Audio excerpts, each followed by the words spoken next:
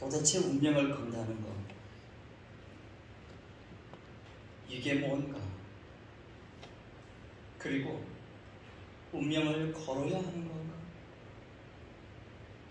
그러나 나의 삶과 현실을 보니까 운명을 걸어야 하겠구나. 운명을 걸지 않으면 내 운명 바뀌지 않겠구나 라는 거룩한 부담을 하나님께서 저에게 주셨습니다. 영어에 보면 운명이라고 하는 단어가 두 개가 나옵니다. 하나는 FAT, fate는 타고난 운명이에요.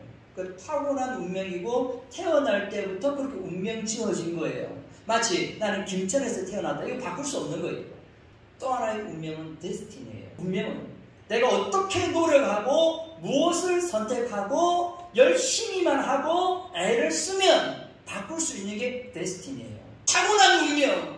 이 운명은 어쩔 수 없다. 그냥 이대로 살아야 된다. 라고 생각되어지는 것. 이 운명을 여러분이 바꾸는 역사가 있기를 예수님의 이름으로 축복합니다.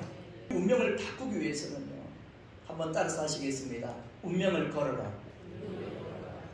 여러분, 우리를 구원하기 위해서, 우리에게 생명을 주기 위해서 예수 그리스도는요 생명을 주셨습니다. 생명과 맞바꿨기 때문에 우리가 생명을 얻고 구원을 얻은 거지, 예수님이 다른 걸 주신 게 아니에요.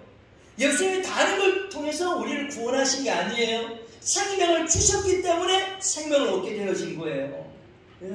너무 당연한 것이지만 우리 잊고 사는 것 같아요.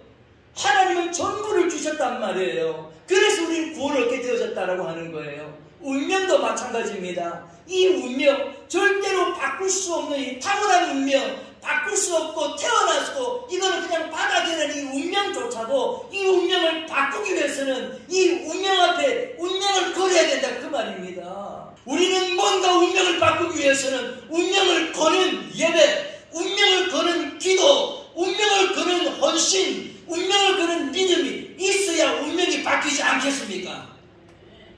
오늘 본문의 말씀을 통하여 결코 바꿀 수 없다고 생각되어지는 타고난, 태어난 그냥 수용해야 될 것 밖에 다른 방법이 없는 이 운명조차도 바꾸시는 한나의 기도와 한나의 신앙을 통해서 여러분의 운명이, 여러분의 가정의 운명이, 여러분의 가문의 운명이 바뀌어지는 기적과 축복의 역사가 있으시기를 예수 그리스도의 이름으로 축복합니다.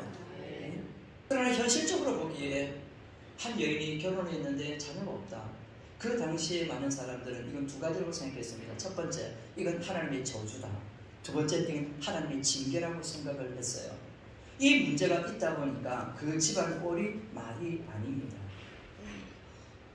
행복했었던 결혼 생활은 불행하기 시작했었고, 부부관계도 남의 관계도 모든 것들이 불행의 연속이었습니다. 그래서 오늘 본문의 말씀 보면 한나가 자기에 대해서 말하기를 나는 슬픈 여자다 그랬던 이 한나가 하나님 앞에 기도를 하기 시작합니다. 이 한나의 기도가 한나의 운명을 바꾸게 되어지는데, 한나의 기도는 아주 특별한 모습이 있습니다. 첫 번째, 한나의 기도는요 하나님께 모든 것을 아뢰는 기도였어요. 오늘 10절 말씀해 보니까 마음이 괴로워서 기도하고 통곡했다라고 말했습니다. 오늘 16절 말씀에도 보니까 원통함과 격분됨이 있었다고 그랬습니다. 15절 말씀에 보면 내 심정을 토했다. 그러니까 한나는 그 마음속에 괴로움이 있었고 격분됨이 있었고 원통함이 있었고 이런 마음이 있었는데, 이걸 가지고 남편에게 이걸 다 쏟아붓는 게 아니라, 주변에 있는 다른 사람들에게 이걸 막 쏟아내는 사람이 아니라 하나님께 다 쏟아낸 거예요. 하나님께 와서 모든 것들을 아뢰는 거예요. 나중에 보게 되겠지만, 그래서 한나의 기도는 보통의 기도가 될 수 없었어요. 한나의 기도는 단순하게 몇 마디 하고 끝낼 그런 기도가 될 수 없었다는 거예요. 그 마음의 분함과 그 마음의 격분됨과 그 마음의 슬픔과 고통들을 가지고 하나님 앞에 다 내어놓는 그 기도를 한나는 했어요. 두 번째, 한나의 기도는 서원의 기도를 드렸습니다. 11절 말씀에 보니까 만일 하나님께서 나의 이 여종의 기도를 들으시고 기억하시고 응답해 주신 아들을 주신다면 제 아들을 평생에 여호와께 드리고 그 머리에 삭도를 대지 않겠습니다. 그래요. 그거는 그 아들을 나실인으로 드리겠다는 거예요. 제사장으로 드리겠다라고 하는 거예요. 기도를 할 때 그냥 기도할 수 있잖아요. 이런 뭐 서원의 기도 안 해도 되잖아요. 근데 서원의 기도를 했다고 하는 건 뭡니까? 하나님 앞에 약속하는 기도.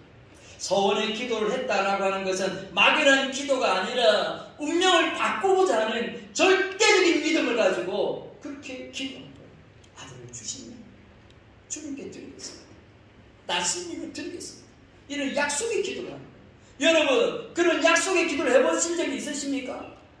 이런 약속의 기도를 해보신 적이 있으십니까? 그냥 막연하게 하는 기도가 아니라 하나님 주신다면 기꺼이 그렇게 주님을 위해서 드리겠습니다. 그리고 젖을 떼자마자 실제로 한나는 성전에 아이를 데려놓고 오잖아요.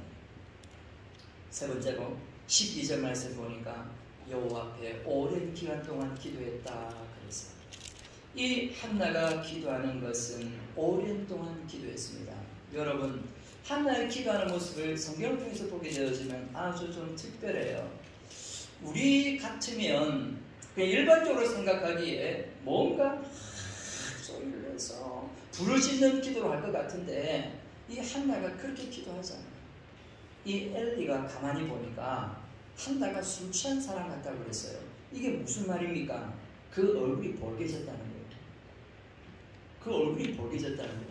이게 무슨 말이에요? 여러분, 내가 막 부르짖어 기도하지 않았지만은 내 마음 안에 뜨거움 때문에 내 마음 안에 주님 앞에 기도하는 그 간절한 기도와 그 운명을 바꾸고자 하는 그 기도가 내 마음속에 불같이 일어나니까 입술만 움직이고 있지만 내 얼굴이 벌개지는 거예요. 지금 오죽하면 엘리가 너 포도 좀 마시지 마라, 술 끊으라 그렇게 얘기할 정도로 그렇게 기도합니다. 오랜 기간, 오랜 시간 동안 그 기도에 취해서 기도하는 거예요. 하나님, 제 운명을 바꿔주세요. 제 운명이 달라지도록 주님 도와주세요. 그 간절한 기도를 할 때 한나의 얼굴이 이렇게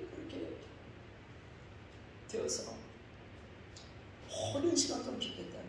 네 번째로 이 한나는요, 이게 저는 굉장히 중요하다고 생각해요. 응답과 확신을 가진 기도를 했어요. 한번 따라서 하시겠습니다. 응답과 확신의 기도.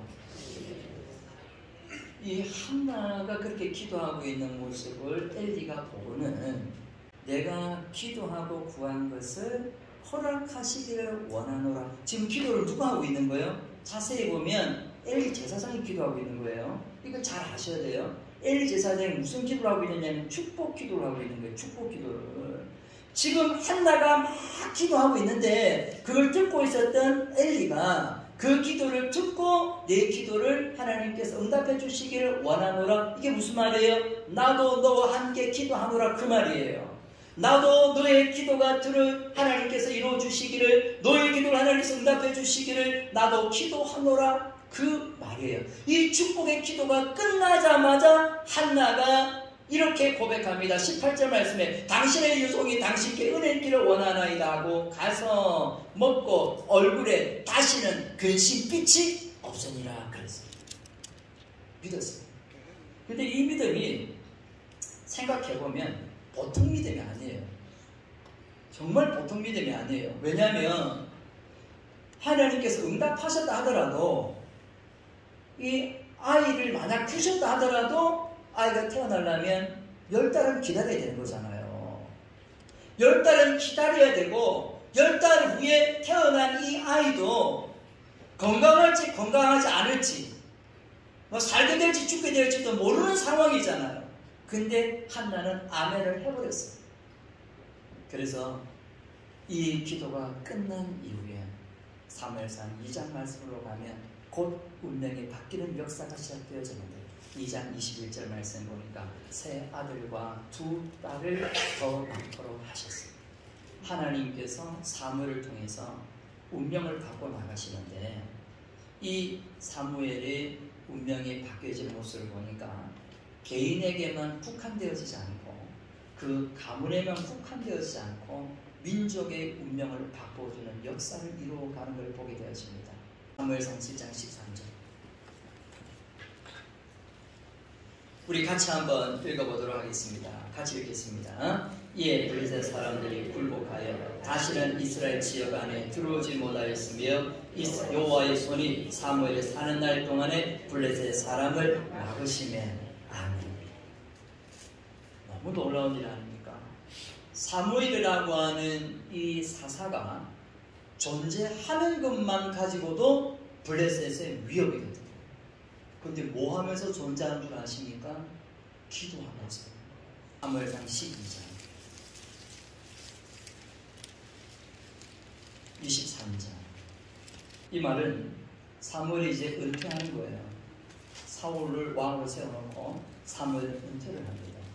사무엘이 은퇴를 할 때 그는 유언처럼 이렇게 얘기를 합니다. 한번 따라서 하시겠습니다. 기도하기를 쉬는 죄를 여호와 앞에 결단코 범하지 아니하고. 참나가 기도의 모습과 기도의 삶을 사무엘에게 일생을 통하여 보여주었기 때문에 한나는 죽었어요. 한나는 죽었지만은, 한나는 떠났지만은 그 어머니의 기도는 죽지 않고 그 어머니의 기도는 살아서 그 사무엘이, 그 아들 사무엘이 일생을 통하여 기도로 지금까지 있었고 이스라엘을 기도로 지켰고 기도로 있을 때에 하나님께서 블레셋으로부터 그들을 막아 주셨을 뿐만 아니라 그의 마지막 유언도 내가 여호와 앞에서 기도에 쉬는 죄를 결단코 범하지 아니하리라. 무슨 얘기예요? 죽을 때까지 기도했다는 얘기예요. 여러분, 한나의 기도, 한나의 운명이 바뀌고 사무엘의 기도로 민족의 운명이 바뀔 수 있었다고 하면 여러분 한번 기도해보지 않으시겠습니까?